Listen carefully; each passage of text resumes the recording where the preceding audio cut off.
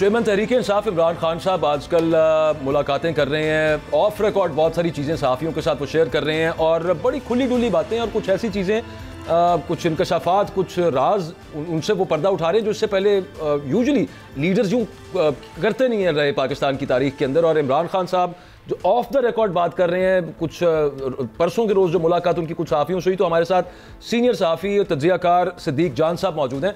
उनसे पूछते हैं कि क्या मुलाकात रही, कैसी मुलाकात रही। सिद्दीक, आपने वैसे तो बताया, आपके ट्वीट्स भी सबने देखे कि जो बातचीत इमरान खान साहब ने की, कुछ उसमें से ऑफ रिकॉर्ड होगा, कुछ ऑन रिकॉर्ड होगा, लेकिन आप समझते हैं कि ज़रा बढ़ता जा रहा है उनका जो temperature, if I may call it, बातों का। और अब जो बातें वो शेयर की, इससे पहले उन्होंने कभी शेयर नहीं थी की ये बातें।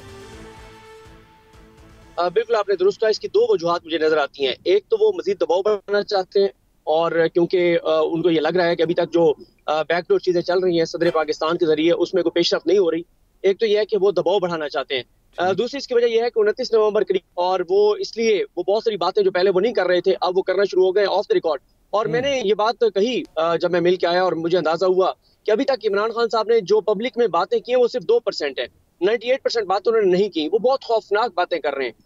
वो यहाँ तक कह रहे हैं कि किसको कितने प्लाट मिले, किसको कितना पैसा मिला, किसको अलीम खान ने कहां पर घर बना के दिए, किसको किस प्रॉपर्टी डीलर ने जो है वो नवाजा, कौन कहां बैठ के डीले करता था। वो कहते हैं सब इंफॉर्मेशन मेरे पास है।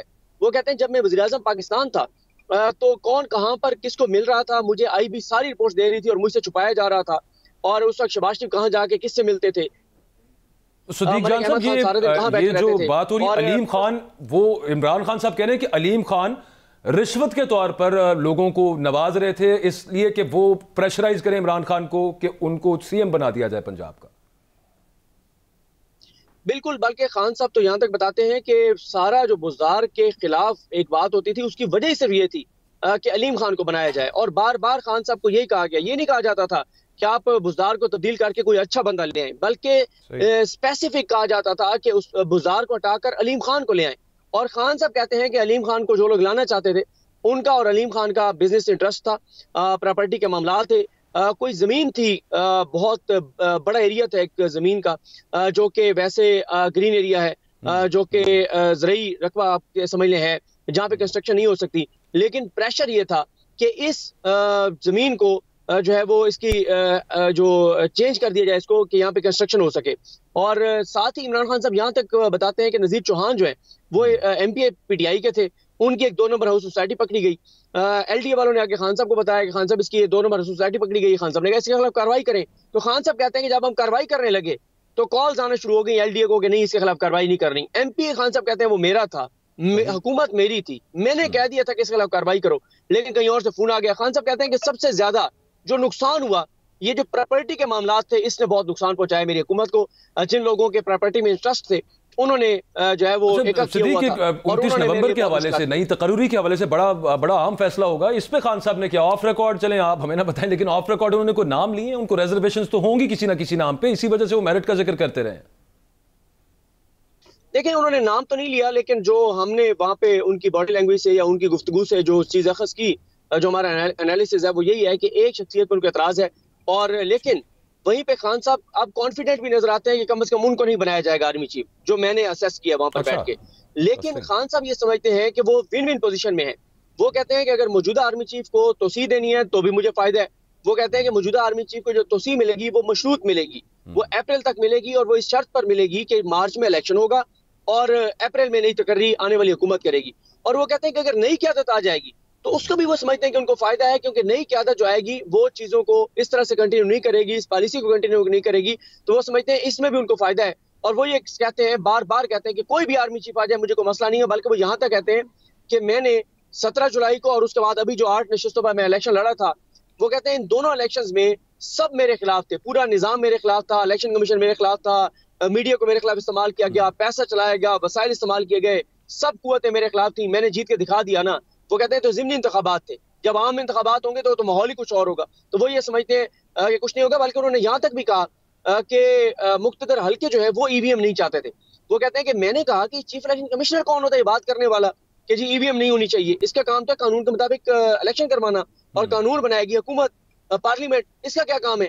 तो इन्होंने, वो कहते हैं कि बाद में मुझे पता चला कि असल में इसके पीछे कोई और है जो नहीं चाहते कि ईवीएम आए, क्योंकि ईवीएम आ गया तो वो धांधली नहीं करवा पाएंगे, और धांधली नहीं करवा पाएंगे तो अपनी मर्जी के लोगों को नहीं ला पाएंगे। लेकिन ये सिर्फ ब्रीफली, फिर मलिक साहब आपसे कुछ पूछना चाह रहे हैं कि ये जो आपने बताया कि एक नाम पर आपको लगा कि उनको एतराज है और उस पर भी उनको उनकी जो रिजर्वेशंस है ये भी आपको लगा कि अब वो खत्म हो चुकी हैं, अब नाम पे नहीं लेकिन इस चीज पे कि इनको तैनात ना किया जाए, यानी कि उनको ऐसा महसूस हुआ आपको कि कोई यकीन दहानी मिली है खान साहब को? क्या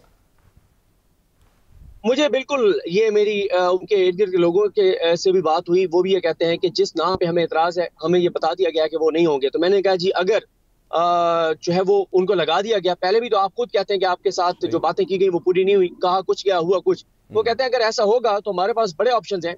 वो कहते हैं अगर ये किया जाएगा तो फिर लड़ाई फिर खुल के आ जाएगी, फिर हम भी मैदान में हैं, फिर इसलिए हम जो है वो उस तकर्री के करीब करीब वहां पे पहुंचेंगे और वहां पे मौजूद होंगे। अच्छा सदीक, आपने ये लड़ाई का भी लफ्ज़ यूज़ कर लिया और आपने एक बड़ा खूबसूरत लफ्ज़ यूज़ किया कि खान साहब दिन ब दिन अग्रेसिव होती जा रहे हैं और उसका कहीं ना कहीं तकर्री से भी ताल्लुक है। मेरा आपसे सवाल है, इस पूरी साइंस में आपकी असेसमेंट क्या है? लॉन्ग मार्च का कार्ड है वो खान किस तरह खेलेगा? देखिए सर, मेरा ये ख्याल है कि खान साहब जो मिनिमम इससे अचीव करना, इससे दो चीज़ उनके टारगेट पर है। एक तो खान साहब को ये बात पता है कि इस मार्च के नतीजे में उनको इलेक्शन की तारीख नहीं मिलेगी, ये मेरी असेसमेंट है। उन्हें पता है कि इस मार्च के नतीजे में उनको इलेक्शन की तारीख नहीं मिलने वाली। उसकी वजह यह है कि आप भी ये बात समझते हैं, हम आपको सुनते भी हैं, आप मलिक साहब आपको जो एनालिसिस होता है आप ये बात जानते हैं कि ये हो नहीं सकता कि इमरान खान लॉन्ग मार्च लेकर आए और हुकूमत इलेक्शन अनाउंस कर दे, फिर तो 2 तारीख से बात बहुत आगे चली जाएगी। तो हुकूमत कभी भी ये नहीं करेगी कि खान साहब जब यहाँ पर मौजूद हो और हुकूमत जो है वो सरेंडर कर दे, और ना ही इदारे ये चाहेंगे, क्योंकि इस वक्त तो अगर ये चीज होती है तो ये शिकस्त किसी और की भी तस्वुर की जाएगी। खान साहब जो मिनिमम इससे अचीव करना चाहते हैं वो दो चीजें करना चाहते हैं। एक तो वो जाहिर है जो उनका सबसे बड़ा ये है कि जिस नाम पे उनका एतराज है उनको ना लगा दिया जाए। दूसरा वो जो मिनिमम अचीव करना चाहते हैं वो ये करना चाहते हैं कि जो नई क़यादत आएगी उसको कम से कम इस बात का अंदाजा होगा कि इमरान खान सड़कों पर कितने लोग लेकर निकले, उनकी बॉडी लैंग्वेज क्या थी, उनकी गुफ्तगू क्या थी, उनका कंटेंट क्या था, लोगों ने उस पर रिएक्ट क्या किया। तो खान साहब ये समझते हैं कि इससे कम से कम ये जरूर होगा कि उनके ऊपर एक दबाव होगा, वो इन चीजों को कम से कम कंटिन्यू नहीं करेंगे जो मौजूदा सेटअप जो है वो चलाए हुए हैं। अच्छा, इस सब बात में से सिद्दीक आपको ये समझ आई कि एक नाम पर खान साहब को एतराज है और वो उनको शायद एश्योरेंस है कि वो नहीं होगा, लेकिन उसके अलावा जितने बाकी 4-5 नाम है उनमें से किसी पर खान साहब को एतराज नहीं है? बिल्कुल बिल्कुल, ये 100% है। और बल्कि मैं आपको बताऊं, खान साहब के जो इर्द गिर्द लोग हैं वो कहते हैं कि जिस नाम पे खान साहब को एतराज है वो भी आ जाए ना तो कम से कम मौजूदा सेटअप से काफी हमारे लिए चीजें बेहतर होंगी। अब ये बड़ा सवाल है कि अंदर से जो चीजें आ रही हैं, आया वो वाकई वो चीजें हैं जो हो रही थी, या जो इंतहाई ऑथेंटिक जराए हैं, चाहे वो अरशद शरीफ साहब के थे या इमरान खान साहब के हैं, वो फिर क्या गलत चीज इमरान खान को और अरशद शरीफ को बता रहे थे? तो ये एक बड़ा सवाल है जिसका तहकीकात में ये पता चलेगा।